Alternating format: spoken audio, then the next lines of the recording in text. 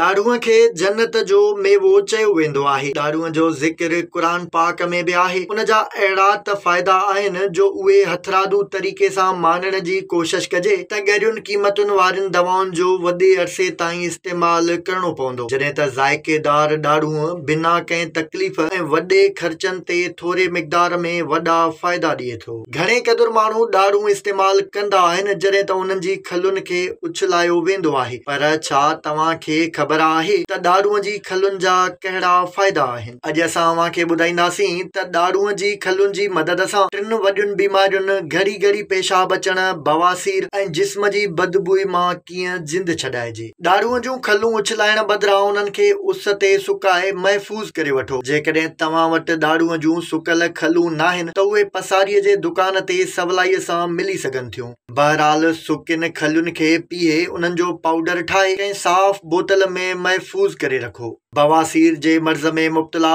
औरतूं तोड़े मर्द ॾाढ़ूअ जी सुकिन खलुनि वारो पाउडर 3 ॾींहंनि ताईं तक़रीबन 5 मासा सादे पाणीअ सां गॾाए पीअनि। इन जे लगातार इस्तेमाल सां बवासीर जहिड़ी ख़तरनाक बीमारीअ मां जिंद छॾाए सघिजे थी। उहे माण्हू जिन खे घड़ी घड़ी पेशाब ईंदो आहे या पेशाब में कतरा अचनि था, उन्हनि लाइ बि इहो बहितरीन नुस्ख़ो आहे। 4 खां 6 मासा ॾाढ़ूअ जी सुकल खलुनि वारो पाउडर सादे पाणीअ सां रुगो 7 ॾींहं ताईं इस्तेमालु कजे त इहो मसइलो हल थी वेंदो। ॾाढ़ूअ जी खलुनि जो पाउडर 1 हफ़्ते में ई मसाने जी गर्मी ऐं घणो पेशाब अचण वारी बीमारीअ मां जिंद छॾाए थो। जेकॾहिं कंहिं माण्हूअ खे वात में पाणी अचण या जिस्म मां अणवणंदड़ बदबूई अचण जो मसइलो हुजे त अहिड़ी परेशानीअ जे ख़ात्मे लाइ ॾाढ़ूअ जी खलुनि जो पाउडर तमामु बहितरीन नुस्ख़ो आहे। इन लाइ पाउडर जी चपटी पाणीअ सां रुगो 1 हफ़्ते ताईं फके खाइजे त वात मां पाणी अचण वारो मसइलो ऐं जिस्म मां बदबूई वारो मसइलो ख़तम थी वेंदा।